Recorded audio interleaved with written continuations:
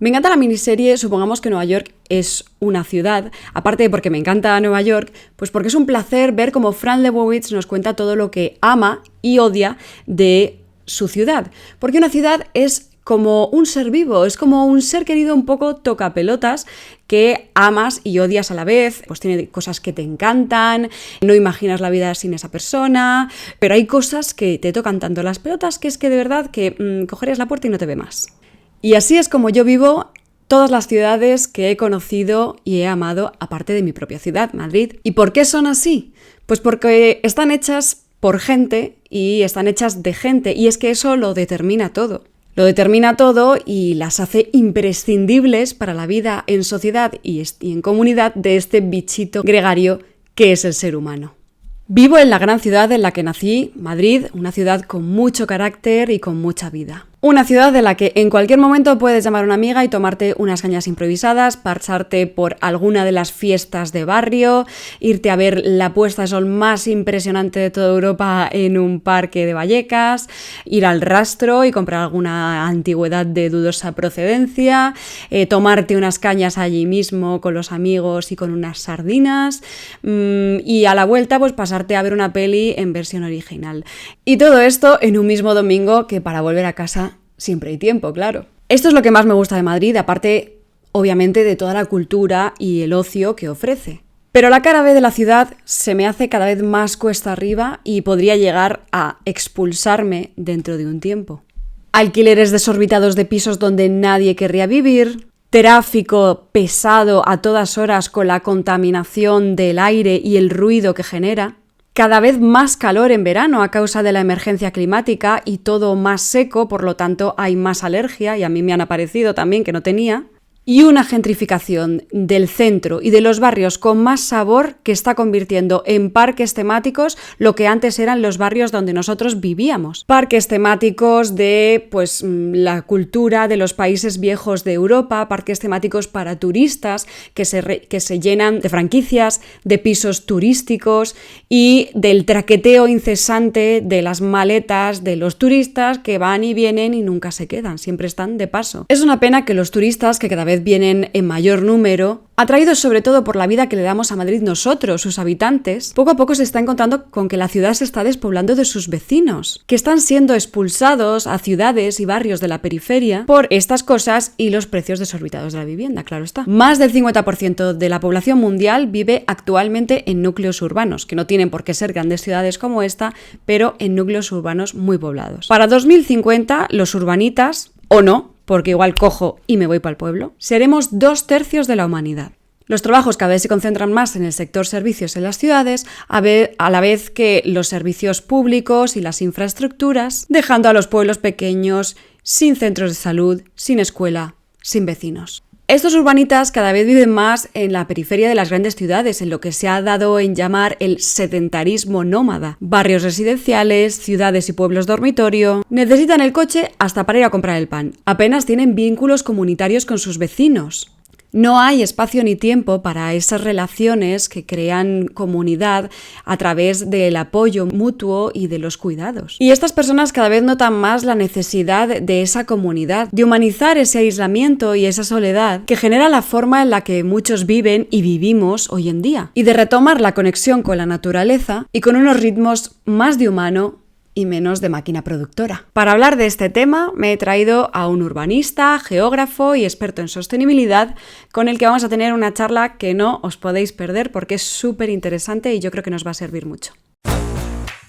Hay cinco derechos universales que son innegables al hombre, a la raza humana.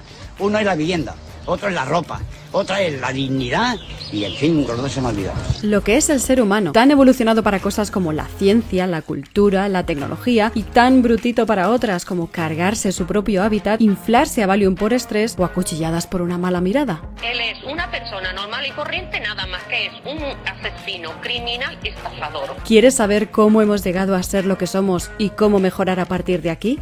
Soy Paula Martín y esto es ¿Cómo hemos llegado hasta aquí?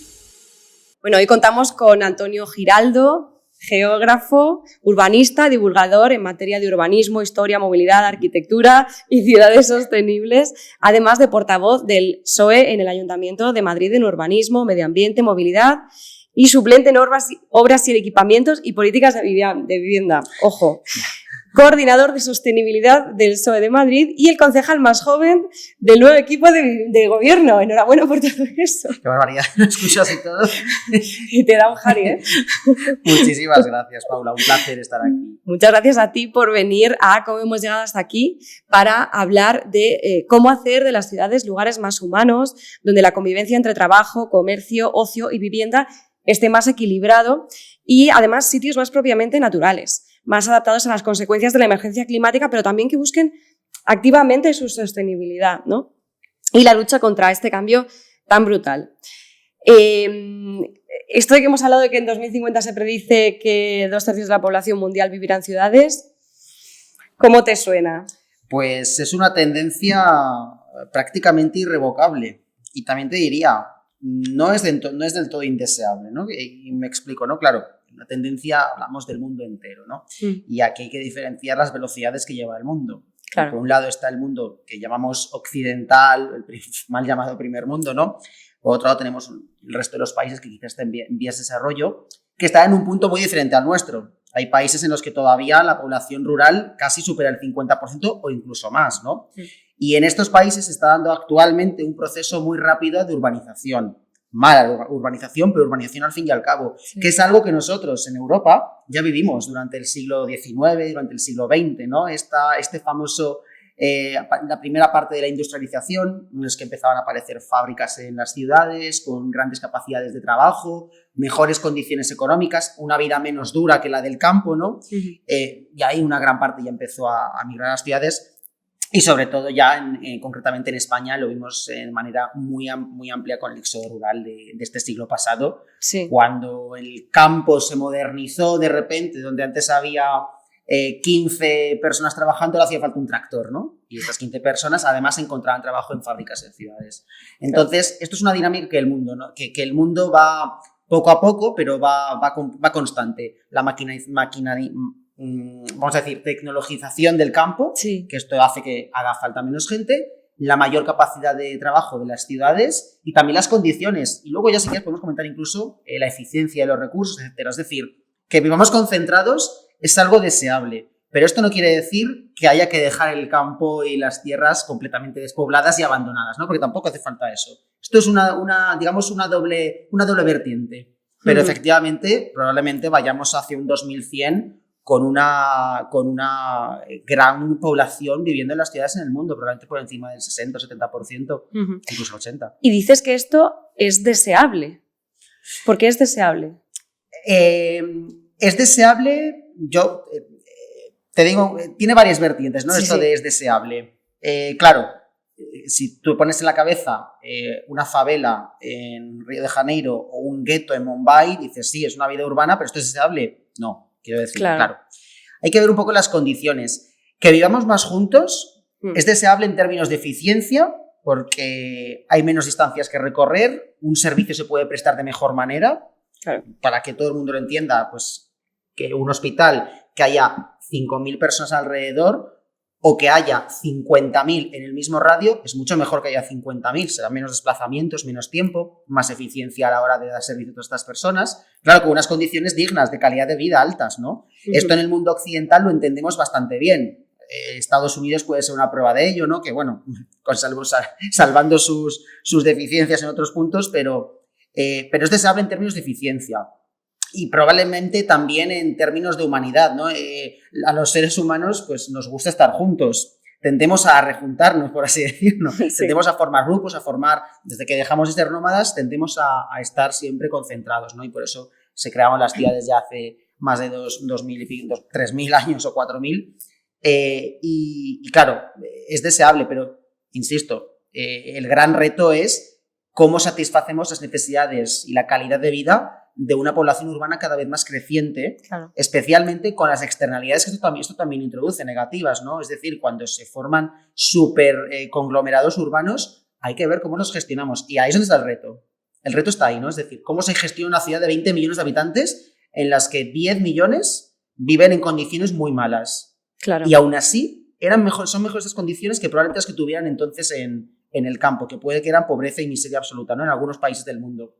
Y Sí. esto es un poco el reto, y es un poco también lo que se trabaja actualmente, ¿no? ¿Cómo garantizamos que esto sea así? Aunque bueno, también podemos hablar, si quieres luego comentamos, de esta nueva concepción del mundo rural y este retorno, pero eso es otro tema. Da para mucho, Ese es da otro para tema. bastante, sí. Bueno, un poco el recorrido histórico, un poco el que has hecho antes, es ese, ¿no? O sea, sí que somos animales gregarios, lo necesitamos para cooperar, para obtener nuestro alimento, nuestro refugio, tal. Y la aceleración del crecimiento de las ciudades se produjo con la revolución industrial de la población obrera, digamos, ¿no? Que trabajaba en esto.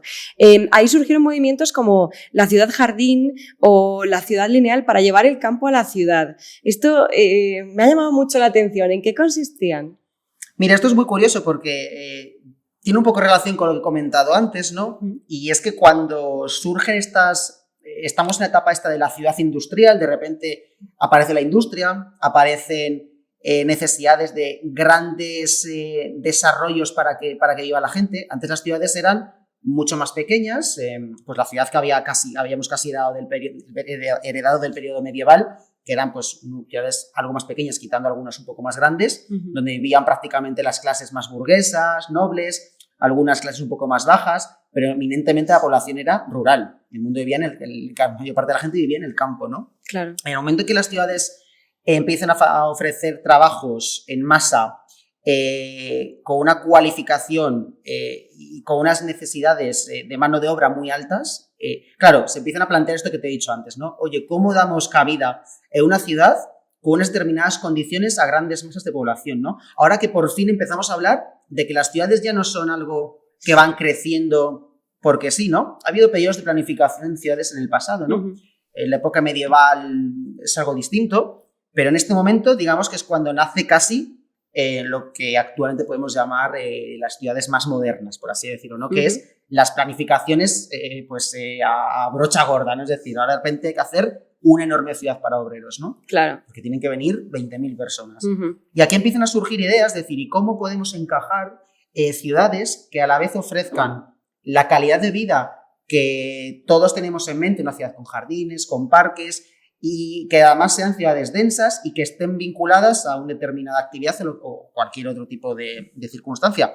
Y surgen pues este tipo de planificaciones. Ciudades jardín, que es una ciudad pues que intenta, por así decirlo, ordenar más o menos este tipo de ciudad, de calles, de elementos, servicios, de una forma que pues supuestamente tiendan hacia la calidad de vida, entendida entonces, ¿no? Vale. Tiene varias vertientes, además hay varios tipos y demás. La realidad es que estaban bien pensadas, tenían una estructura, pero no es que no funcionan, ¿no? Algo falta, ¿no? Algo falta. Y parece que lo que después de mucho tiempo subyace en este tema de planificación de ciudades es que las ciudades tienen un componente como de alma, podemos decir, que está más vinculada a la desplanificación, ¿no? A la espontaneidad, que a lo planificado al 100%. Parece que si tú planificas 100% en un criterio que en el papel parece perfecto, luego realmente no parece una ciudad perfecta, sino que encima ves que surgen otros problemas. Y lo hemos visto desde que se empezaron en la revolución industrial a hacer este tipo de ciudades jardín hasta mucho más adelante con planificaciones de ciudades como Washington, Brasil, bueno, Washington más o menos, pero Brasilia, Canberra, etcétera, que estaban muy bien en papel, pero algo fallaba en ellas, ¿no? Al final parece que, bueno, y es una de las experiencias como tantas otras, ¿no? Que surgen pues de esta época que me estabas comentando. Ya, es que un poco la naturaleza del ser humano también tiende al caos, ¿no? Sí. Todas las ciudades antiguas, digamos, el centro es más de callejuelas y, no sé, pues un poco improvisación, o sea, las necesidades también del ser humano en esos momentos, ¿no? Y también ha ido por periodos históricos. Claro. Porque esto de las ciudades, quiero decir, desde momentos, incluso, fíjate, ciudades bastante, no planificadas, pero muy ordenadas, ya eran las ciudades romanas, ¿no? Claro, las típicas ciudades sí. de calles cuadrangulares, ¿no? Que estaban muy bien, ¿eh? Que le gustaba una recta al Imperio Romano. Claro. Pero luego llega de repente el Islam a la península ibérica y dice que nada, esto a nosotros no nos interesa. Ellos te dicen que no, nosotros calles mucho más quebradizas, más... que mucha gente a veces pensará, caramba, eran ciudades como muy desordenadas. Bueno, lo de desordenadas también tiene muchas vertientes, ¿no? ¿Desordenadas para qué? Porque tú, si piensas... pues, por ejemplo, las ciudades islámicas, por ejemplo, pues el centro de Toledo, el centro de Córdoba, que son callejuelas muy enrevesadas, y dices, esto no tiene ningún tipo de orden, ¿no? Bueno, pues es que resulta que en el mundo islámico eso era lo que demandaban, ¿no? Es una ciudad mucho más privada, no tanto de calle pública como la plaza griega, ¿no? De no quiero perspectivas, quiero quebradizos, celosías, un mundo más privado. Tiene un poco que ver con un poco la sociedad en ese momento. Y también las ciudades, pues a medida que han ido pasando los siglos, se han ido adaptando también a lo que en ese momento se ha venido demandando. Entonces ahí al final es un poco la explicación que, insisto, con muchísimos matices se puede dar. No, pero está súper interesante, súper curiosa. Porque es que yo una de las cosas que decía es, claro, traigamos el campo a la ciudad para hacerlas más naturales, pero claro, eso no funciona tanto. O sea... Claro, nosotros tenemos ciertas necesidades y actuamos de cierta manera que, pues digamos que la naturaleza en su estado puro no. Exacto, sí, este es el reto, ¿no? De quizás también un reto del futuro, ¿no? Cómo traer el campo a la ciudad, bueno, es que es un eslogan muy típico, ¿no? Vamos a traer el campo a la ciudad. Bueno, también habría que preguntar, ¿y qué es el campo para mucha gente? Es un eslogan, ¿no?, de marca de coches, o sea, total, ¿no? Porque el campo es el campo, ¿eh? Y el campo es ir, coger y ponte ahí a trabajar en la tierra. Piedras, sí. Lo que yo creo que al final lo que se trata aquí es cómo hacemos que las ciudades no den la espalda al entorno natural, ¿no? Cómo naturalizar. A mí me gusta más esta palabra. Cómo naturalizar las ciudades, ¿no? Cómo hacer que sean menos grises, que tengan más acceso a zonas verdes o que incluso se integren mejor en su entorno más inmediato, ¿no? Es decir, oye, hay ciudades que están en lugares muy interesantes. Por ejemplo, Madrid. Yo siempre la he defendido mucho, ¿eh? Tiene entornos estupendos, ¿eh? Sí. Casa de Campo, el Monte del Pardo, Parque del Sureste. O sea, hay lugares, espacios muy interesantes. ¿Eh? ¿Cómo hacer que estas ciudades miren un poco más hacia estos lugares? ¿Cómo hacer que no sea tan dura la frontera entre ciudad, espacio interurbano o ese espacio intermedio, ¿no? Bueno, tiene muchos esto es un debate. Esto es un buen debate. Bueno, y el tema este de los suburbios que se dieron tras la Segunda Guerra Mundial, ahí se dio la Edad de Oro, pues esto, una ciudad muy dispersa, casi puramente residencial, cada vez más coches, por lo lejos que quedaban los trabajos y los servicios, ¿no? ¿Y cuáles fueron los motivos de esplendor de estos modelos de urbanización? Por un lado está el tema del racismo de la fuga blanca en Estados Unidos, que, ojo, también podemos hablar de esto en nuestras ciudades europeas actuales, ¿no?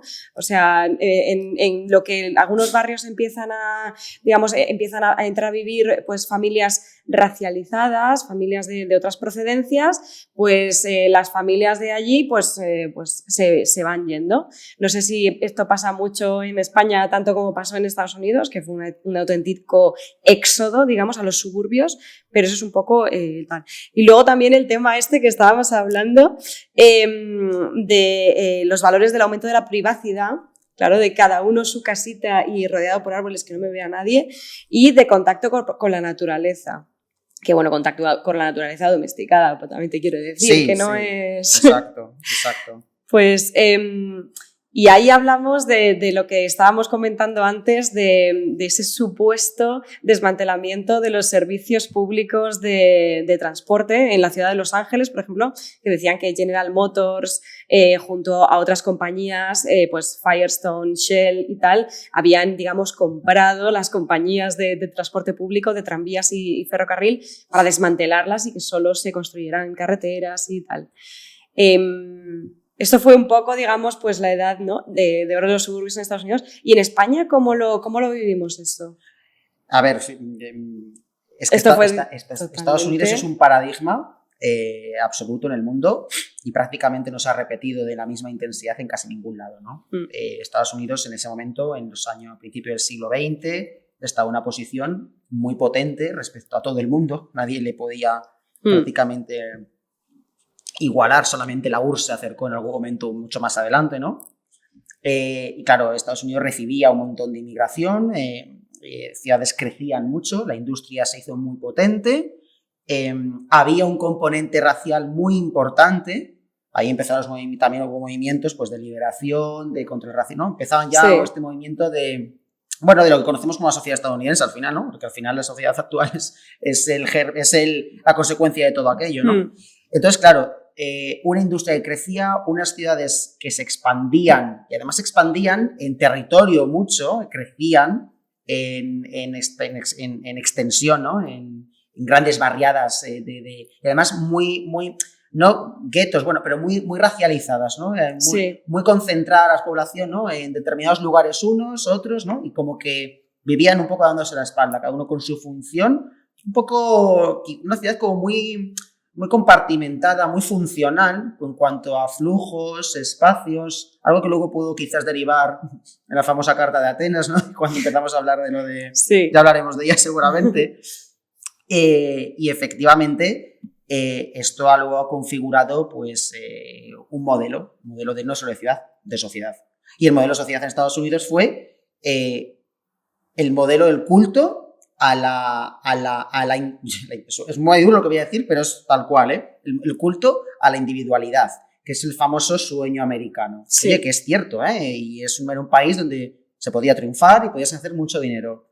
1 de cada 10.000 probablemente, que es el que luego aquí en Europa y partiendo veíamos. De unas condiciones bastante ventajosas. Exacto, ¿no? Entonces, claro, este es el tema, sí. El sueño americano existe, pero no existe para todos, si no hubiera sueño americano, ¿no? Exacto. Esto es un poco quizás lo que también de alguna manera hemos heredado, desde luego no de la misma intensidad y no de la misma manera en Europa y mucho menos en España. En España la realidad ha sido bastante diferente. Si bien es verdad que al principio del siglo XX teníamos una posición, pues bueno, también un poco, que venía un poco desarrollando industria, ciudades que, bueno, no crecían en exceso, pero bueno, iban consiguiendo. Tuvimos nuestro famoso gran éxodo solamente a partir de los años 50, que como te comentaba antes, de grandes cantidades de gente que se amontonaban en los centros de capital, de poder y de trabajo, ¿no? Concretamente Madrid es muy interesante porque en los años 50 y 60 era una ciudad con un montón de barriadas de unas calidades muy malas, pero no barriadas como las que tenía Estados Unidos en los años 20, que por lo menos tenían algún tipo de planificación mínima. Aquí en Madrid fueron directamente autoconstrucciones. Con esto quiero decir todas las barriadas Dorcasitas, de todo lo que... O sea, en Madrid hubo un montón de gente... El Pozo de Tierra del Mundo, sí. ¿Sabes? Esto y en más ciudades españolas, ¿no? Sí, de construir una casa durante la noche porque si al día siguiente estaba construida no se podía tirar, que eso lo vimos, por ejemplo, en cómics como de Carlos Jiménez y tal. Efectivamente, ¿no? Aquí de repente hubo una explosión, un éxodo, y sucedió esto en grandes ciudades. En un lapso en el que además estábamos en medio de una dictadura. Claro. Y claro, una dictadura en este caso se planteó, no, esto no puede ser, y ahí es cuando se empezaron a dar todos los planes de casas baratas, vivienda obrera, todos estos grandes barrios que se han construido en las ciudades españolas para alojar a todas las personas que estaban embarriadas. Claro. Pero aquí el componente racial desde luego que era mucho menor. España no fue un receptor, lo ha sido en el pasado muchas veces, pero lo más reciente que tenemos en nuestra memoria colectiva no ha sido el gran receptor actual, ha sido a partir de los años 99, 2000, cuando España era la puerta prácticamente incluso de Latinoamérica sobre todo, ¿no? Sí, entonces hablaríamos de un clasismo más que de un racismo. Probablemente, con un corte diferente, claro. Con un corte distinto, porque lo de Estados Unidos, la historia de Estados Unidos viene más casi, bueno, sí, casi viene de una historia esclavista. Claro. Quiero decir, la historia es diferente, por eso yo no lo compararía. Pero sin embargo... Sí que es muy llamativo que las sociedades actuales son al final consecuencia y configuración de todo aquello que sucedió, ¿no? Sí. En Estados Unidos, como has comentado, efectivamente, una de las grandes potencias, una de las grandes industrias era la automovilística. Claro. Era el creador y constructor de coches, pues prácticamente construyeron su país para eso. Los ferrocarriles se fueron desmantelando, no solamente los tranvías, que por supuesto existían, igual que las ciudades europeas, y además de muy buena forma. Sí. Se fueron desmantelando y también las grandes conexiones ferrocarriles entre las ciudades. Se hizo un país para y por el coche y carretera. Y también se ha asumido en la cultura estadounidense, ¿no? Que es la Ruta 66, el coche automático, ¿no? Sí, como una idea muy romántica de estar en tu coche, de hemos cambiado el caballo por el coche, ¿no? Pues hicieron prácticamente... Pero al final, quiero decir, no lo hago como una crítica como tal, ¿no? Por supuesto, yo no estoy a favor de este modelo, pero realmente hicieron de su ventaja tecnológica y su oportunidad del momento su modo de vida y su cultura, como otros países han hecho con otras cosas. Sí. Quiero decir, cada uno ha encontrado, y en ese momento Estados Unidos, pues bueno, era y ahora mismo, pues, ahora se lo empiezan a plantear, a cuestionar a algunos, ¿no? Sí. Es decir, igual esto que hicimos no fue lo más... Igual tirarme 3 horas en el atasco cada día para llegar a mi trabajo y 3 de vuelta, pues a lo mejor no... De todos modos, yo quiero decir, critico, pero tampoco revisiono, ¿no? Es decir, ¿que les ha llevado eso a ser la potencia? Sí. Sí. Y eso es incuestionable, igual que en España nos han llevado otras cosas al lugar donde estamos. Que probablemente no les va a mantener en el mismo sitio en los próximos 100 años, que a lo mejor tengan que replantear estrategia, pues parece que también. Sí. Parece que hay otros lugares en el mundo en los que otras estrategias empiezan a ser mejores, ¿no? Este es un tema también. Temazo. La Carta de Atenas de 1933, que el principal exponente fue el urbanismo de Le Corbusier, ¿no? ¿Qué consiste y qué establecía? Así se asentaron las bases de la ciudad actual, pero ¿qué decía? Mira, aquí hay un pasado más inmediato antes a esto, ¿no? Que podemos decir que son la generación del urbanismo, las urbanistas del siglo XIX, que empezaron a planificar ciudades, que todo el mundo dice, sí, pues la cuadrícula de Barcelona, por ejemplo, las avenidas de París, ¿no? Que parece que en ese momento se empezó como a tener mucho en cuenta la planificación. Como te he dicho antes, ha habido planificación en el pasado, y urbanismo muy interesante en el pasado. En el siglo XIX empieza a introducirse criterios un poco novedosos, o al menos más interesantes, ¿no? Se habla de planificar con un criterio higienista, con un criterio de salud, con un criterio un poco ya más casi pensando en ese bien público, en ese bien general, que quizás como se hacía en el mundo islámico que era más privado, conociendo los griegos o los romanos, que era un poco más la propiedad privada y los servicios necesarios, ¿no? Bueno, un criterio higienista, un criterio más verde, un criterio más, también un poco enlazo con las ciudades jardines.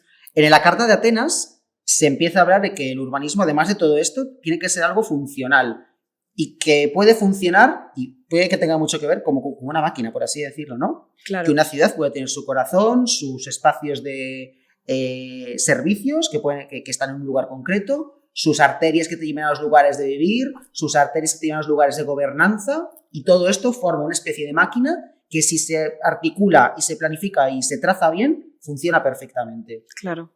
Y así, al calor de este tipo de concepción, nacieron ciudades en el mundo como Brasilia, Canberra en Australia, se planificaron enormes barrios, incluso proyectos jamás realizados, por supuesto, como demoler otra vez el centro histórico de París, sí, eso para lo he hacer visto. un enorme barrio de grandes torres, ¿no? Era un poco... En forma de cruz, ¿no? He visto sí. una cosa bastante... ¿Y por qué en forma de cruz? Porque parece que es una de las formas más interesantes de dar una planta a un edificio, en el que se aprovecha más las fachadas, en el que se hacen corredores, se reparte corredor 1, 2, 3 y 4, todos exteriores. O sea, todo tiene una idea de maximizar el beneficio de los recursos naturales, de tener calidad de vida, y en ese aspecto hay viviendas que son estupendas, y grandes proyectos de arquitectura han nacido de esto y son maravillosas.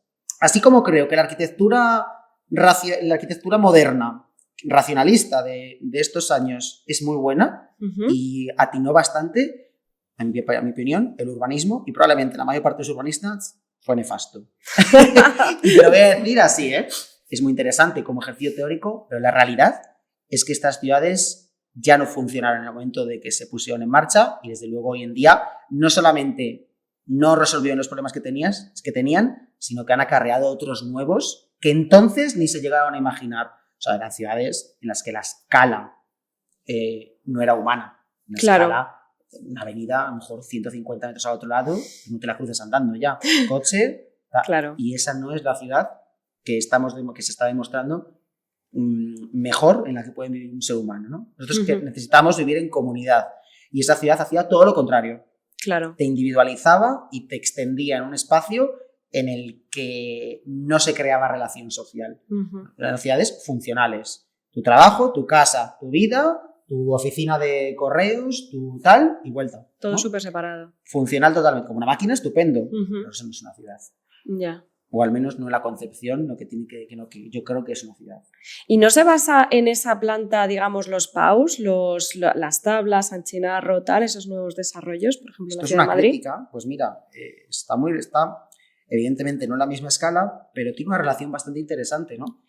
Porque planificar una ciudad no es sencillo, ¿no? Porque no es planificar ciudad, tú planificas sociedad también. O sea, cuando tú planificas una ciudad estás determinando cómo se va a encontrar luego la gente en ella, qué relaciones van a haber, qué va a haber. En el momento en que mezclas una casa de 200 metros y un estudio, no estás mezclando dos casas de un tamaño diferente. Estás mezclando probablemente a dos personas que a lo mejor en otro momento no se van a encontrar nunca. Claro. Un estudio de 30 metros, a lo mejor hay un joven que apenas puede pagar, una casa de 200, igual una familia con 6 hijos. Claro. Y esto quizás en una ciudad no planificada de esta manera, igual ellos vivirían en un barrio y el otro y nunca se encontrarían. Entonces, cuando tú planificas cómo haces un barrio o un edificio, tienes que tener esa perspectiva de qué es lo que va a pasar luego en ellos, ¿no? Porque lo a nivel social, claro. Social, porque lo que vas a traer es vida.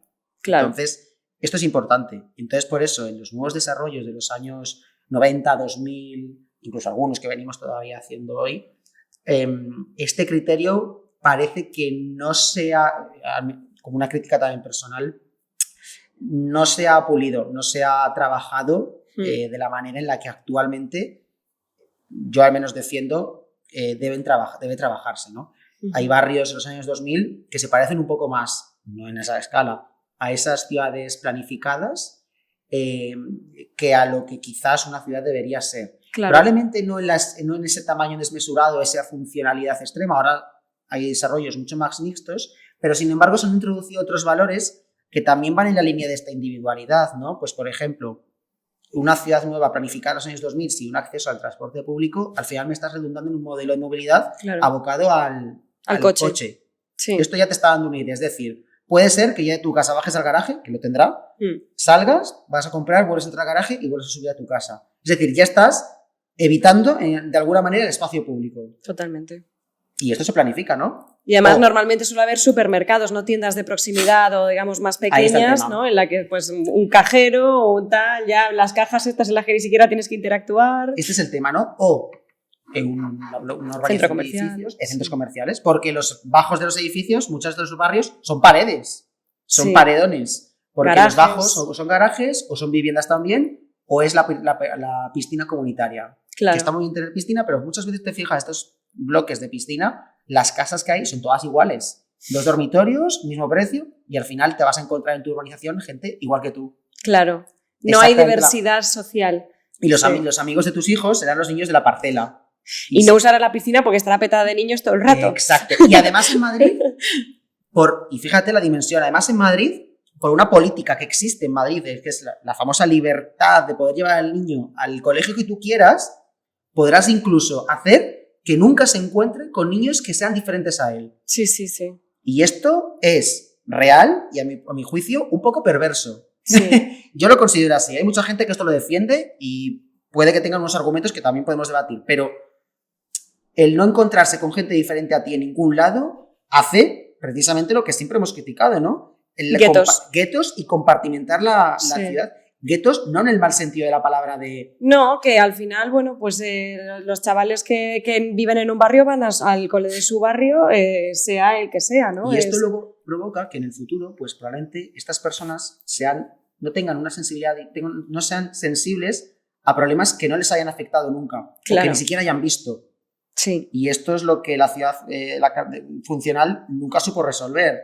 Eran ciudades en las que no había ningún tipo de mixtificación. Y no mixtificar es siempre ir el mal camino. Sí. Necesitamos verlo todo. Sí, sí. De hecho, estuve leyendo, y esto es bastante aterrador, que en Estados Unidos no solamente se dio el tema de la fuga blanca, sino que ahora se está dando una concentración de población negra en unos ciertos barrios y unas ciertas ciudades. Porque, claro, se están como sintiendo desplazados y pues marginalizados de acceso a muchas cosas, a servicios, a trabajos y tal. Dicen, bueno, por lo menos juntémonos y ¿no? Con un sentido de protección.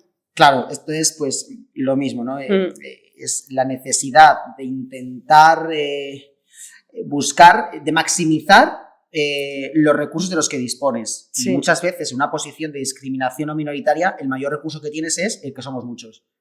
Mucha gente tiende a juntarse y también incluso a veces a la fuerza, porque muchas veces además coincide con que es un corte socioeconómico más bajo y por, digamos, dinámicas urbanas y por incluso en grandes capitales, sobre todo en grandes capitales, no pueden acceder en otros lugares. O sea, se ven forzados a ocupar el lugar el que ocupan. Exacto. Y no hay más. Y además es como una especie de sinergia, ¿no? Como el gato que se muerde, el pez que se muerde la cola, ¿no? Es un barrio, por ejemplo, una población, un barrio racial con un corte socioeconómico bajo. Esto hace que otros vengan aquí, que nadie que no sea de ellos quiera en Estados Unidos, porque el racismo no solamente es yo rechazo, o pienso que una persona de color es inferior. No, el racismo muchas veces es, no, yo en un barrio de negros prefiero no vivir. Sí. Aunque luego le ves por la calle y no tienes ningún problema, incluso amigos y tal. Pero es que en Estados Unidos esto subyace mucho más profundo, ¿no? Sí, es más complicado. Y es distinto, ¿no? Y bueno, y esto existe hoy en día en Estados Unidos, ¿eh? Uh-huh. Es cierto que va mejorando en algunos lugares, pero existe. Y también te digo, en España yo creo que este componente no lo tenemos, no es así, ¿eh? En España creo que, al menos en esto, menos mal, somos una sociedad, y te lo digo con todas las que te lo voy a decir, mejor que la estadounidense. Ahí lo dejamos. Hombre, lo tengo clarísimo eso. Mira, ahora que decías el tema de las piscinas, tenemos que hablar de la España de las piscinas, de Jorge Dioni, porque esto del suburbio disperso, de la ciudad zonificada, en este libro Dioni reflexiona sobre cómo este modelo de ciudad dispersa crea ideología. Claro, sí, como lo que estábamos hablando, ¿no? De hecho, crea ideología conservadora, porque crea un estilo de vida individualista y competitivo, ya que favorece las soluciones particulares, el aislamiento y el repliegue. Se trata de la plasmación física de un modelo económico basado en la desigualdad, que se consolida y perpetúa a través de la desconexión entre las diversas clases sociales. O sea, claro, vamos, es que nada que decir. Lo han escrito, pero tal cual. Clavadísimo. O sea, si nos está viendo Jorge Dioni, un 10 al párrafo porque es súper revelador. Sí. Y además es que es imposible crear un tejido social denso, ¿no? Una comunidad, un sentido de la comunidad. De hecho, se hablaba como en muchos de estos barrios, sobre todo en los que tienen casas unifamiliares, la salud mental es peor que, digamos, pues en la ciudad densa, ¿no? En la que tú tienes que cruzarte con gente e interactuar con gente, o en los pueblos en los que hay más relaciones, digamos, personales. O sea... Mira, una cosa sí que yo me hace... A veces lo cuento como anécdota y es una chorrada, pero bueno, me parece muy revelador. A veces el escuchar que tu vecino abre la puerta, baja el perro, sube, cierra, habla un momento en el rellano y entra... aunque tú no lo estés percibiendo, lo estás escuchando, pero estás pensando en ello, te da una sensación de que aunque estés solo en tu casa, no estás solo. No estás tú solo. Sí. Estás en tu casa, pero estás en una comunidad. Y tienes, de alguna manera, aunque no lo hayas pensado, la seguridad de que en algún momento puedes salir, tocar y hay alguien ahí, ¿no? Uh-huh. El problema de determinadas planificaciones urbanas en algunas ciudades es que tratan de evitar a toda costa precisamente este tipo de encuentros cotidianos, ¿no? Uh-huh. En las ciudades, por ejemplo, estos nuevos suburbios de los años 2000, ¿no? La gente se encuentra, pero se encuentra planificando, pero no es un encuentro ya planificado, ¿no? Sí. Oye, quedamos en el centro comercial del barrio y tal, y nos damos una vuelta y tal, ¿no? Pero a veces son estos encuentros y roces cotidianos no planificados los que mejor nos sientan a la relación social y con nosotros mismos y con la comunidad. El abrir la ventana, escuchar a gente pasar por la calle, a veces es algo que a mucha gente mayor le hace sentir bien. A mí me gusta, ¿no? Decimos lo de la vieja del visillo, pero joder, es que... La vieja del visillo es lo de toda la vida. Claro, es que hay mucha gente que no tiene más que eso. La vieja del visillo, exactamente. Sí. Es un ejemplo estupendo. La vieja del visillo, ¿por qué es famosa la vieja del visillo? Pues porque muchas más personas mayores viven solas. Uh-huh. Y la soledad no deseada de mayores es un problema muy grave. Uh-huh. Pues precisamente, mucha gente mayor pasa el tiempo pues mirando por el visillo a los vecinos o viendo programas de televisión.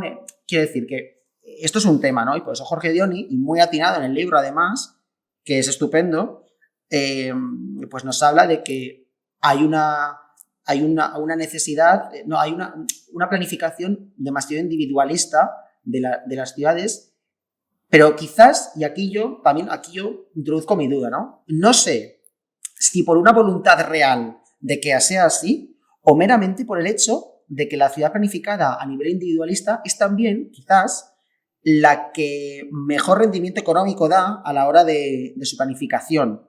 Esta ciudad de grandes avenidas es una ciudad muy sencilla, muy básica y muy rentable y muy rápida de realizar. Claro. No requiere de ningún tipo de... Quiero decir, trazamos parcelas, igual, chales adosados, dos, copiar, chorrocientas viviendas, pegar. pisos, tal, sí. Pero esto hace que luego, claro, dices, ¿qué ideología? ¿Qué tendrá que ver la ideología con todo esto? Bueno, es que la ideología es algo transitorio, ¿eh? Todos yo creo que hemos pasado por momentos en los que has pensado una cosa y luego te puedes derivar a pensar otra, ¿eh? Y esto a veces viene muy influenciado también por lo que tienes alrededor.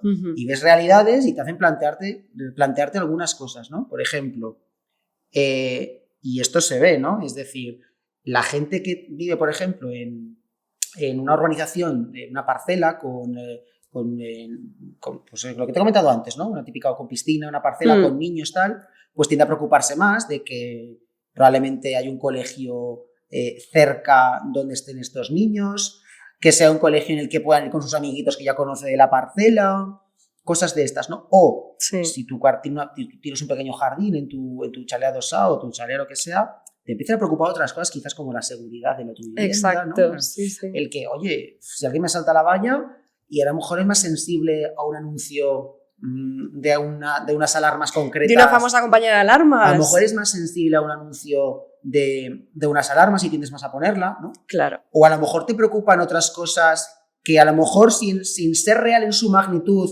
aunque existe, como el tema de que te vayas un día de vacaciones y alguien te coja la vivienda y te entre y te la ocupe, y a lo mejor te preocupa más eso, ¿no? Porque ya no vives en un tercero, un sexto, un séptimo, vives en un chalet, oye, si me entra aquí alguien y eres más sensible a determinados discursos políticos que hablan más de unos temas y no de otros. Sí. Entonces, al final esto, pues bueno, redunda en que la gente, pues bueno, se va a libremente, por supuesto, y luego cada uno vota lo que quiere, pero los problemas no se perciben igual en función de tus circunstancias. Sí, fíjate, y con esto ya cierro de verdad este tema, pero en Francia los disturbios que están ocurriendo y los vecinos que salen a defender sus coches y sus casas con katanas, con bates, tal, o sea, esto ya es un grado más allá. Francia siempre va un grado más allá, pero sí. Son expertos en armarla, ¿no? Con Le Vallier y tal, ¿no? Es grave, es grave y efectivamente, pues bueno, en un momento dado en el que hay un sentir y hay una chispa, pues esto a veces eso prende porque es caldo de cultivo. Efectivamente.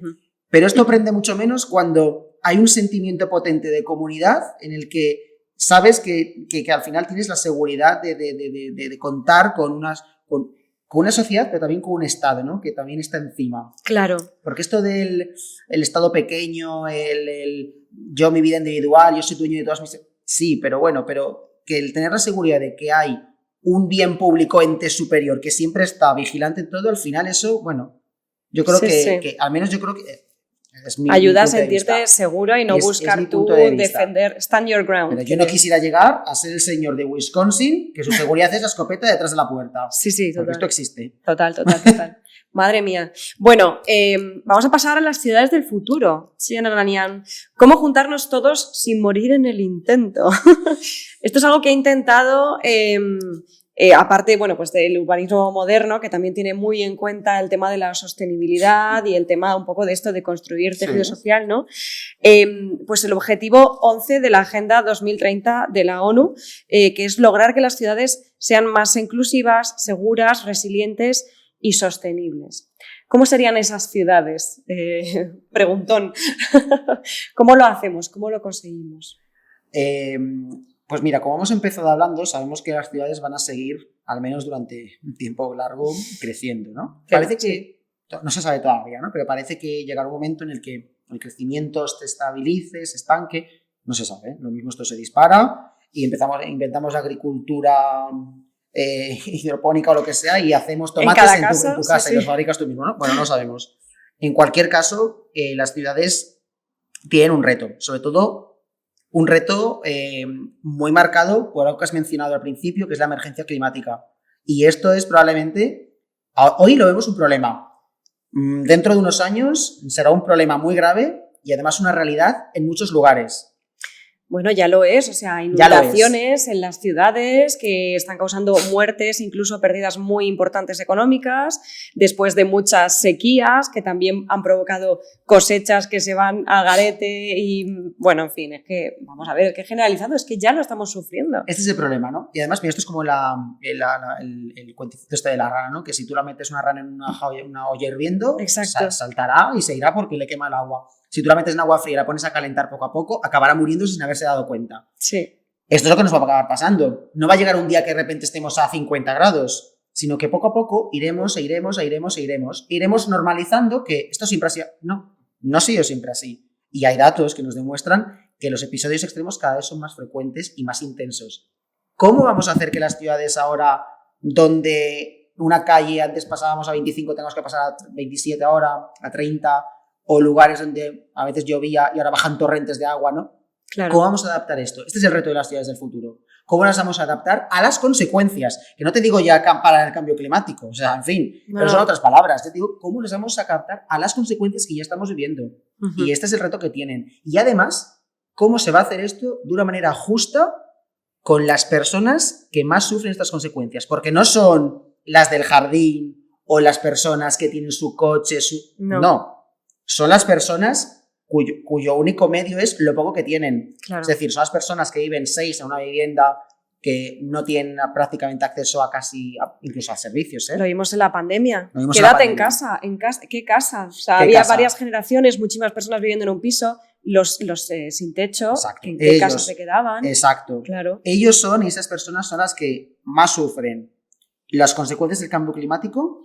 También sufren más las políticas de choque contra el cambio climático, porque también siempre son las personas que, quiero decir, las vulnerables siempre son la primera línea de sufrimiento. Total. Entonces, el reto es cómo vamos a compensar a estas personas, cómo vamos a hacer que estas personas al menos sufran un poco menos. Y esto ya es muy duro decirlo, ¿eh? Sí. Porque sabemos que hay mucha gente que lo va a pasar muy mal. Hay propuestas de Green Cities que, bueno, pues proponen incluso edificios, pues ya se está probando con las placas solares, ¿no? Que también es un problema el tema de las baterías, cómo almacenamos esa energía sobrante, pero bueno, están planteando como muchas cosas, paredes verdes. Claro, sí, mira, pero son métodos que además, algunos experimentales, pero que van cogiendo, digamos, un bagaje. Sí, tracción, y dices, oye, mira, pues esto funciona. Recogida de aguas, ¿sabes? Y pues si no podemos canalizar ese agua o no se puede absorber en unas ciudades cada vez más impermeables, ¿no? Porque es todo alquitrán. Eso es otro dentro de los retos de las ciudades, ¿no? Lo hemos hablado también al principio, naturalizarlas. Y esto pasa por hacerlas más permeables, no porque queramos que haya... Fíjate lo que te voy a decir, ¿eh? No porque queramos que sean más bonitas y más verdes, que también, que tienen que ser más, pero porque es necesario que el agua filtre, que el agua que no haga escorrentía a grandes avenidas de agua en ciudades, sino que hay unas formas de evacuación naturales, más allá del alcantarillado, ¿no? Claro. Son retos que algunas ciudades ya están practicando muy bien. Sí. Pero claro, ciudades, y esto es, aunque veamos proyectos magníficos, son mínimos y son en ciudades de una renta, ciudades muy ricas. Claro, sí. Esto, desde luego, tú te vas a Lagos, en Nigeria, y ya me dirás cómo se van a adaptar allí. Claro. Vamos. Y de las ciudades que más crecen en el mundo. De las ciudades que más crecen porque en el no mundo. es Madrid la ciudad que más crece y donde podemos controlar. No.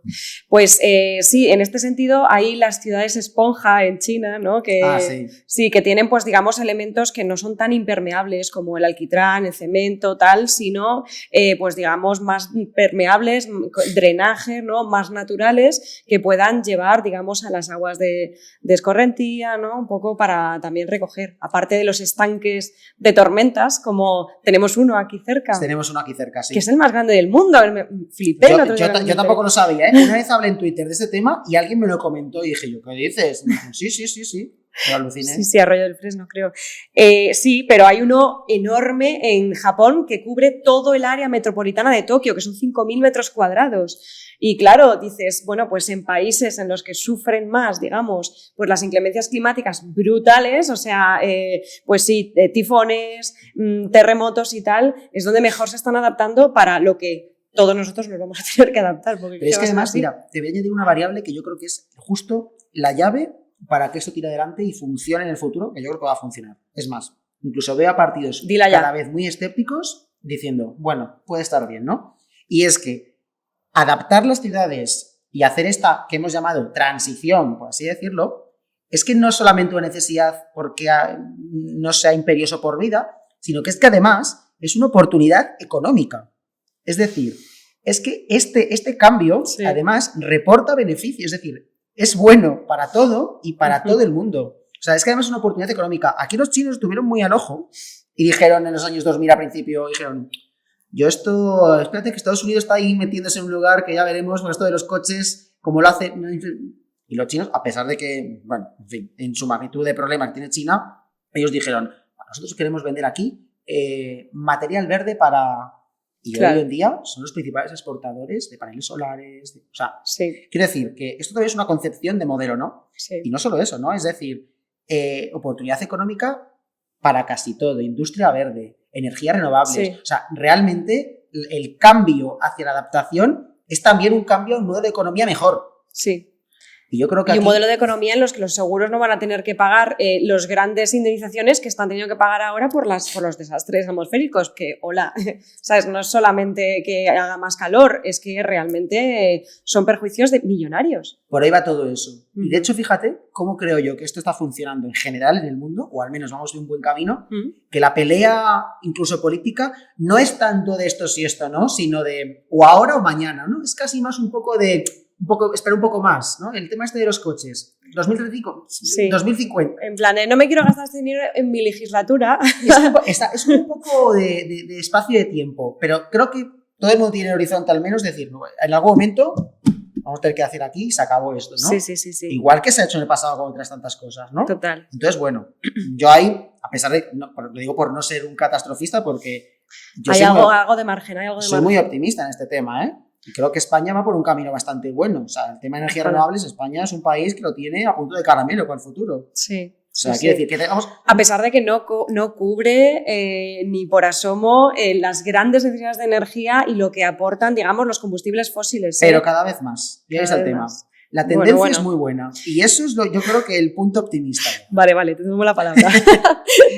Vale, hay una cosa de la que te quiero hablar porque es que me flipa, que es el tema de las supermanzanas. La han implementado en Barcelona y tal, y me parece genial, pues sobre todo para eso, fomentar un poco las interacciones sociales, que haya más, zonas verdes, que haya zonas para niños y adolescentes, que es que tú ves por Madrid, los ves a los pobres, de verdad, en parques superpoblados, por las aceras, los pobres ahí agarrándose para cruzar la calle, y los adolescentes pues también, más aburridos que nada, y luego también para crear pues comercio de proximidad, ¿no? También en esas supermanzanas y tal. Sí. Háblanos un poco de este concepto. De los niños y los adolescentes hay una cosa que siempre me quejo, y es que muchas veces pensamos en los parques de niños en las ciudades. ¿Pero qué hacen los adolescentes? Nada. Y los adultos, es como que generalmente el espacio público se piensa para los niños y a veces también para las personas mayores, con estos aparatos de ejercicio y tal. Pero luego, un adolescente, ¿qué hace? Pues nada, le toca irse al parque. O a gastar en algún lugar, ¿no? Entonces, bueno, esto es un problema. Las pipas.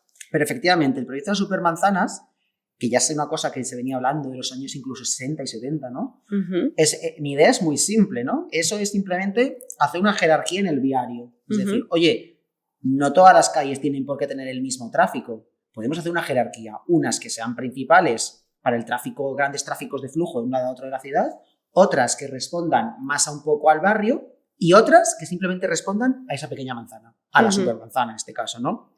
Y es un proyecto que en este caso aquí en España, pues el paradigma es Barcelona, desde luego, que es pues el cortar determinadas... Claro, es que en Barcelona en este caso es bastante sencillo por cómo está configurado el ensanche de Barcelona, que bueno, claro. que lo sepa, son cuadrados, y me va a decir cortar y hacer una cruz, ¿no? Sí. ¿No? En otras ciudades no es tan sencillo. Entonces, bueno, lo que se busca aquí es que reducir en general el peso del espacio del coche y potenciar otros usos del suelo espacio público, que es de todos igualmente, ¿no? En este caso se ha optado por renaturalizar partes de las calles, ¿no? Claro. En otros lugares del mundo han cortado y han hecho ahí un espacio abierto pues, para jugar. Bueno, son diferentes concepciones, pero un poco el proyecto es el de jerarquizar, el de devolver espacio que tiene el coche al peatón y además potenciando en este caso el pequeño comercio, espacios de recreo, de estancia. Bueno, es interesante, también te digo, con las dificultades que en otros lugares puede tener, ¿no? No es lo mismo. Aquí en Madrid también se planteó, de hecho, José María Ezquia, que es un arquitecto aquí en Madrid, desde hacía mucho tiempo habla de hacer lo mismo, pues quizás por la zona del barrio Salamanca. Bueno, pero también te digo que, igual que en Barcelona, y yo esto también lo pongo, no sé, está bien como proyecto, pero bueno, que esto tiene que ser un modelo de ciudad completo, ¿no? Claro. Barcelona del Ensanche no es precisamente una zona muy de una renta baja, ¿no? Que hay que atinar y ver un poco esto en la dimensión mayor, ¿no? Claro, que parece que solo ponemos las cosas guays. Pero bueno, que está bien, ¿eh? Y aún así es un proyecto bueno. Y bueno, Sí. en Barcelona también, con honor a la verdad, también se ha hecho actuaciones similares en otros barrios periféricos de rentas más bajas, ¿eh? O sea, hay experiencias interesantes. Yo creo que por aquí es un camino muy bueno. Las supermanzanas, como pueden ser cualquier otro tipo de proyecto de adaptación de las ciudades, que es lo que hemos comentado antes. Lo que pasa que ahí te estás metiendo con el coche. O sea, no sé qué pretendes. Claro, es que el adaptar las ciudades pasa por ese otro pilar que no lo hemos mencionado todavía, pero es el cambio en la movilidad. Es que... Y ese es necesario. Sí. Que no es meterse con el coche, es dar una alternativa mejor, más rápida y más barata para que tú voluntariamente digas, pues ¿para qué voy a coger el coche? Claro. Me voy no sé dónde, que me cuesta menos, tardo menos y es más cómodo y puedo ir leyendo. Uh-huh. Es el cambio de la movilidad, que no es, pues ala, me han prohibido ir con el coche, pero claro, prohibir es la tira sencilla, ¿no? Pues se trata también de dar una alternativa, que es esta la clave. Claro. Fíjate, en ciudades como Sao Paulo, con 20 millones de habitantes, bueno, más, donde no hay realmente alternativas de transporte público que a la gente le funcionen. Entonces, se forman unos atascos brutales. Y claro, es que tú ahí ya dices, mira, es que, ¿sabes? Atascos, accidentes, tal, dices, necesitamos construir otra cosa, necesitamos buscar otra alternativa. O yo qué sé, Shanghái, con un aire irrespirable, que es que ya la gente no puede ni salir a la calle. O sea, es que digamos que te empuja a eso, es como la emergencia climática, ¿no? O sea, te empuja a buscar nuevas alternativas. Y en ese sentido yo no sé por qué hay tanta lucha contra la bici, Bicimad, los carriles bici o incluso la zona de bajas emisiones. O sea, que es una lucha encarnizada, las zonas peatonales. Coño, que al final, pues oye, mira Fuencarral, pues es que es una zona comercial, es que no te creas que son peligrosos comunistas, es que al final realmente... Yo creo que aquí se ha hecho, y lo es, también es más bien una batalla más cultural que racional, yo te diría, y incluso puedo entender el porqué, ¿no? Aquí en España, en Madrid, igual que en Estados Unidos, se hizo de un elemento de movilidad como es el coche, como el mayor exponente de tu libertad personal de llegar a cualquier lugar, ¿no? Es decir, oye, además a mí me lo decía todo el mundo te lo dice, es que el coche te da mucha libertad. Sí, total. Y esto es una frase que la dice mucha gente todavía, ¿no? Te da mucha libertad, hasta que de repente te encuentras en un lugar en el que el coche no te está dando la libertad, sino que encima te la está quitando, porque no vas a poder llegar, porque te obligan, porque tienes que pagar, y entonces tú te coges el enfado de decir, ostras, me están privando mi libertad. Y la perspectiva es la contraria, ¿no? Es, oye, ¿no serás tú que el queriendo acceder a determinados lugares con tu coche le estás quitando tu libertad a esa otra persona que también tiene derecho a disfrutar del espacio público? Sí. Que no se trata de prohibir el coche, sino de equilibrar un poco más el asunto. Claro. Y yo defiendo la libertad de que puedas llegar a cualquier lugar, pero que puedas elegir en qué. Claro. Porque si además tu casa te la da en un barrio donde tienes otra opción, ¿la libertad cuál es? Pues solo hay una manera, solo hay una elección. Claro. No hay una elección libre, es esta, el coche. Claro. Tu barrio no tiene metro. Fíjate, parkings disuasorios como el de Ciudad Universitaria, que ahora de repente ya han subido el precio en plan de que os creíais. No, aquí con el coche hasta sol nos vamos a meter. Y pues es una pena, porque con el transporte público, que podrían optimizarlo aún más, pero que es buenísimo en Madrid, ostras, pues es que es una forma genial de acercarte. Pues sí, si vives en un PAU, si vives en una zona un poquito más alejada, pues llegas con el coche y luego te mueves, ¿no? En transporte público, o incluso una cosa que a mí me flipa, y es car sharing o motosharing, ¿no? Me gusta más motosharing porque el coche es eso, te quita libertad porque lo tienes que aparcar. Pero, ostras, en el momento en el que dices, ¿por qué tenemos que poseer cada uno un medio de transporte? ¿Por qué no podemos compartirlos? Porque es que al final lo único que te importa de ese coche realmente es que te lleve de un lado para otro. Mira, yo la reflexión que hago siempre es, en Madrid diariamente se mueven unos más o menos 2,5 millones de vehículos diarios. Circulan por nuestras autovías, calles, ¿no? En Madrid la media de ocupación de cada vehículo está en 1,3, 1,35. Esto quiere decir que en Madrid se mueven cada día, o sea, consumiendo gasolina, unos 4 millones de asientos vacíos. Sí, O sea, visto de esa forma... Tú piénsalo así, la mayor parte de los coches van por la mañana, va gente sola, la mayor parte de los coches. Están moviendo 4 millones de asientos vacíos, consumiendo gasolina para moverlos. O sea, solamente con que fue una persona más en cada coche, fíjate, ya no te digo que coger los 4, te digo que coger 2 millones. Hemos solucionado el problema del tráfico en todo Madrid. Claro. Solamente con eso. O sea, para que veamos la magnitud del problema, a pesar de que los desplazamientos en coche en Madrid solo son el 30% de todos los desplazamientos, incluyendo los peatonales. Claro. La mitad de la gente no tiene carnet de conducir. Yo no tengo de hecho, me estará caducando mañana pasado. Yo lo renové para nada. O sea... Yo no lo voy a renovar, no lo estoy usando. La mitad de la gente no tiene carnet de conducir. Entonces, no quiero que se entienda esto como una guerra contra los coches, porque yo también voy en coche muchas veces, me cojo taxis, me llevan en coche, claro. Ningún problema. Simplemente se trata de ir equilibrando de una manera más o menos justa. Siempre yo entiendo que siempre hay tensiones, ¿no? Ir equilibrando un poco e ir favoreciendo otros métodos de transporte. Oye, el coche siempre estará ahí, pero vamos a intentar a ver si hay una opción mejor que puedas elegir. Claro. Incluso es que a veces dan las paradojas de que ciudades como Nueva York tienen esto más interiorizado, pero fíjate, porque su condicionante de Manhattan, Isla, nunca ha habido espacio para tanto coche y ahí todo el mundo va en taxi o en metro o en lo que sea, ¿no? Entonces, claro, tú pues si todos en Madrid tuviéramos un coche, no habría Madrid. O sea, la libertad... Solo habría coche. ¿Cómo garantizas? Da libertad, pero imagínate que todos se quieren ejercerla. Claro. Aquí hay un problema. Sí. ¿No? Sí. Esto es un tema profundo, pero que, bueno, que poco a poco también va cambiando, ¿eh? Sí, por pura necesidad, que yo creo que es pura necesidad. Y luego el tema de la ciudad de los 15 minutos, que bueno, que el típico bulo que ha corrido por ahí de no te van a dejar salir y tal, pero vamos a ver, si es que la ciudad de los 15 minutos, ¿qué es? Es un barrio. Eso es lo de toda la vida. Mira. Es el barrio que tengo yo, que es maravilloso, que tienes tu parque, tu centro de salud, tu correos, tienes, vamos, un gimnasio, todo lo tienes, las tiendas de proximidad, claro. Aquí en España lo entendemos de maravilla, o sea, claro. Muchas ciudades en España, sobre todo las pequeñas y medianas, ya son ciudades de 15 minutos y no son guetos. Es una chorrada que alguien dijo, pero es simplemente... Me gusta mucho fabular. Es simplemente el demandar los beneficios de la proximidad, que además, no sé por qué suena tan raro todo. Lo de los 15 minutos como que es muy efectista, ¿no? Además Carlos Moreno, que además es amigo, lo usó muy bien. Pero realmente la filosofía de la proximidad es algo que ya usan muchas empresas y muchas administraciones hace un montón de años. Tú vas al supermercado y te ponen con productos de la tierra, de proximidad, ¿no? Claro. Y eso, nadie se escandaliza. ¿Y por qué de aquí y no de...? Pues porque hay un beneficio evidente en el que lo próximo hace reducir costes. En este caso la empresa, de todo, económicos de transporte, beneficios a la gente, claro. ¿No? Tiene beneficios. En el caso de la ciudad, pues es evidente. Si tienes el hospital a 15 minutos en lugar de a 1 hora, si tienes el centro comercial, las tiendas de barrio, perdona, a 3 minutos en lugar de un centro comercial a 30 minutos, te estás ahorrando un montón de... Y esto no te impide ir a otro momento, a otra ciudad a desplazarte a... Claro. Es decir, simplemente reclamar todo un poco más cerca, que no es otra cosa que algo que ya se hace, por otra parte, en muchas partes de España, que es una distribución buena de servicios, una distribución buena de acceso al transporte público. No tiene más, ¿eh? No tiene más. Es una filosofía, más que un proyecto, de repente vamos a acercarte, vamos a hacer una valla de 15 minutos y aquí te quedas. Hombre, no. No, eso es absurdo.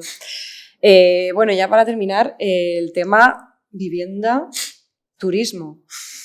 Vivienda, turismo, tela, ¿no? Porque es que, claro, o sea, es que en Madrid, una ciudad tan turística como Madrid, es que, pues es lo que he dicho al principio, o sea, es que al final parece que el centro es un parque de atracciones de turistas y ya está, porque es que, claro, la gente se va entre los alquileres, que todos son franquicias, porque los propios alquileres de los locales son tan altos que ya pues que solo lo puede pagar por grandes superficies. Que no renta a nadie más que a grandes superficies. Claro, y ya está. Entonces, ¿eso qué ciudad es realmente? Eso no tiene alma, ¿no? Es como cualquier ciudad. Al final te vas a Bruselas y puede tener lo mismo que el centro de Madrid. Sí, esto, a ver, por un lado hay una parte que hay que asumir y también todos lo hemos defendido en otro momento, es decir, las consecuencias de la globalización también nos llevan, por un lado, su parte buena la conocemos. Su parte mala también la hemos conocido, además con la pandemia también la hemos conocido. Tiene muchos beneficios, pero quizás una de las externalidades que hay que manejar es que, bueno, es pues, en virtud de esta ciudad-mundo, por así decirlo, te encuentras prácticamente hoy en día las mismas tiendas en todas las ciudades, ¿no? Por esto hablamos de potenciar el pequeño comercio local, de pequeños... Por eso es ahí donde hay que poner el foco, ¿no? Quizás en ciudades como Madrid, de decir, oye, hay que ayudar a estas personas de aquí de Madrid que quieren emprender y montar un negocio propio, porque este va a ser el propio de Madrid, no va a ser la gran franquicia que venga de Suecia, ¿no? Pero claro, en relación al tema de la turistificación de las ciudades, es un modelo económico muy atractivo en ciudades europeas, con una historia, unos monumentos, etcétera, etcétera, que si no hay un cierto, que a veces suena duro decirlo, pero un cierto control o una cierta política que la dirija de una manera concreta y se deja, puede pasar, y hay casos en Europa ya muy típicos, ¿no? Pues Venecia es una ciudad dejada, pues es como un decorado prácticamente hoy en día. Ya no hay casi venecianos en las propias islas del pantano. Aunque solo sea porque sales a la calle y es que solo te encuentras con turistas, es que ya no conoces a nadie y es gente que viene y va. O sea, y aquí en Madrid esto, los últimos años, sí que te das cuenta de que cada vez lo ves más así, ¿no? Vas por Sol, y además incluso escuchas a la gente hablando de otros idiomas. Ningún problema con eso, pero es una realidad muy, muy palpable de que hay una transformación, sobre todo en el centro de la ciudad. Y eso es otro tema, ¿no? Es decir, está también muy concentrado en el centro de Madrid. También es verdad que es casi donde está casi todos los monumentos, palacios, que la gente viene a ver, ¿no? Pero claro, esto choca con qué pasa con los madrileños que están ahí. Yo tenía un alquiler en el centro y pagas 500 euros y ahora tienes que ir. ¿Por qué? Han subido el precio, subirlo a 2.000. Lo ha comprado un fondo de inversión que hablábamos antes, que son los grandes tenedores de vivienda, y te ha subido, vamos. En el mercado más neoliberal te dirán, bueno, a cambio te estamos dando una nueva vivienda en la periferia, que es un poco la evolución lógica de las ciudades, ¿no? Suben los precios en el centro, se van a las periferias. Claro. O sea, va un poco así. Esto ha pasado más en el pasado, ¿no? El problema es que hoy en día tenemos sensibilidades y decir, oye, de verdad estamos... ¿Por qué? El trasfondo de todo esto es que parece que quien más recursos económicos tiene es el que va a poder seguir eligiendo de la misma manera que libremente, con libertad, pero el que no los tiene, no. Claro. Tendrá que elegir lo que puede. Lo que haya, claro. ¿Que esto significa que tengamos que subvencionar la vivienda en el centro? A lo mejor no es eso. Entonces, quizás haya que buscar un turismo un poco más sostenido, un poco más sostenible. Y a lo mejor valorar, quiero decir, si seguimos dando licencias a edificios completos para ser apartamentos turísticos, pues es que normal que redundemos en un mismo modelo de turismo. A lo mejor hay que decir, como hacen otras ciudades, no, solo la primera planta y la segunda. El resto tiene que ser o residencias, oficinas o algo de actividad local. En fin, es complicado este tema, ¿eh? Yo no tengo la solución, desde luego. Sé un poco cosas que sí que haría, pero no es tan sencillo. Porque también hay que entender que también de esto viven los madrileños. Es que también eso es un problema. Es que quiere decir, que también tiene esta vertiente, también hay que entenderla. Vivir del turismo, en plan de vivir de ser camareros, muchas veces, porque los grandes hosteleros al final es que son 4. Kellys, ¿sabes? ¿Ese es realmente el empleo que queremos? Pues esto, por esto antes hacía hincapié en esto de que la transición ecológica es una oportunidad porque genera un empleo también, que además es de calidad. Sí. O sea, esto de la ciudad de la hostelería está bien, pero no solamente hace falta eso. Hay que dar más, ¿no? Es como cuando dicen, no, vamos a abrir una super piscina y generar 15.000 empleos. ¿Pero qué empleos genera? Pues el que está cuidando las tumbonas, el que da el camarero, el de la piscina, ¿no? Que está bien y tiene que estar, y son empleos tan dignos como cualquier otro. Pero claro, luego vas viendo que no son, y menos en Madrid, no son empleos que hagan progresar en la vida a nadie. Son muy instanciales y muy estancos. Claro. Sueldo y poca cosa más de sí, ¿no? Bueno, es un tema, pero vamos. Mucho tema. Esto es tremendo. Y ya te digo que yo aquí tengo mis dudas con muchas cosas, ¿eh? No tengo una respuesta. Ya, bueno, a ver, es que es tan grande el tema. Ya para terminar, te quería preguntar por esa propuesta del parque de la M30. Ah, bueno, madre mía. Que sí, es bastante melón. Estos melones. Y bastante faraónico, pero sí que tiene sentido transformar un tramo de una autopista que ya se ha quedado dentro de la ciudad, ¿no? O sea, mejorar otras que están más fuera y es convertirlo en parte de la propia ciudad, como, pues, por ejemplo, como han hecho en Valencia con el cauce del río, transformarlo en un gran parque, revalorizar las viviendas alrededor, o como aquí se ha hecho con Madrid Río, ¿no? Algo de eso, sí. Va por ahí los tiros. Digamos, la gracia de Parque 30, que fue un hilo que escribí hace ya unos años en Twitter, que tuvo un montón de repercusión, la verdad. Además es muy interesante porque viene un poco a lo que hemos estado hablando, que era un poco, y además lo planteaba, claro, mucha gente se escandalizó, bueno, Dios mío, que nos quiere suprimir, que no soterrar, eliminar la autovía del M30 en el tramo del este. Al final del hilo hacía la reflexión de, claro, es que si hablamos de adaptar ciudades, de cambios en la movilidad, es muy probable, quizás no mañana ni dentro de 10 años, pero que algún día se nos dé la circunstancia de que de repente nos sobre una autovía. Y más una autovía que está metida en medio de la ciudad. Ojalá. Quiero decir, si ya con Madrid Río nos parecía extraño, hicimos el juego de soterrarla, está bien.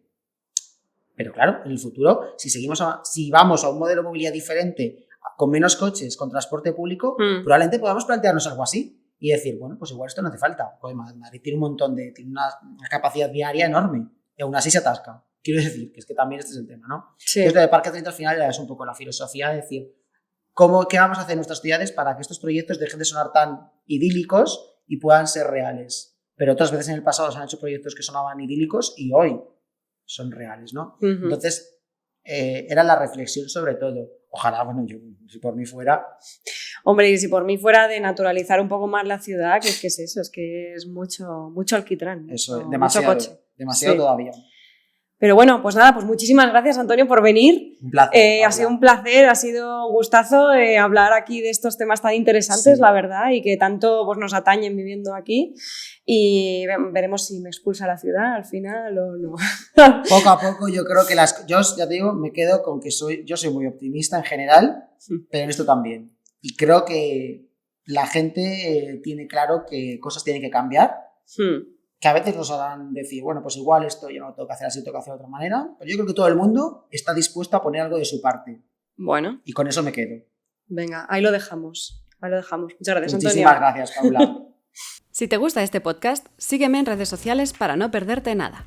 En Instagram me encontrarás como wanderlust.paula, en YouTube como wanderlustpaula y en Twitter como paulapauloska. Escríbeme lo que quieras a paula.wanderlust@gmail.com. Encuentra la transcripción de este episodio y las preguntas que se quedaron en el tintero en mi web wanderlustpaula.com.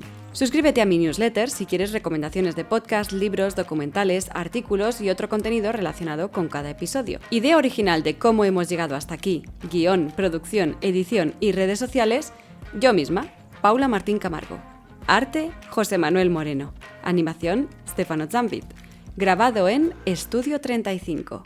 Gracias a todos los que han hecho posible este podcast y este episodio.